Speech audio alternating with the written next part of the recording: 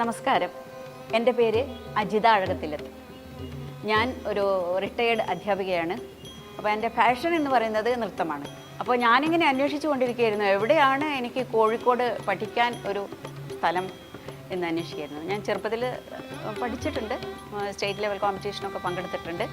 അപ്പോൾ ഇപ്പോൾ റിട്ടയർ ചെയ്തതുകൊണ്ട് എൻ്റെ ആഗ്രഹം എനിക്ക് പൂർത്തീകരിക്കണം. അതുകൊണ്ട് ഞാനിങ്ങനെ തിരഞ്ഞ് നടന്നപ്പം എനിക്ക് ഫേസ്ബുക്കിൽ നാട്യയുടെ ഒരു പരസ്യം കണ്ടു.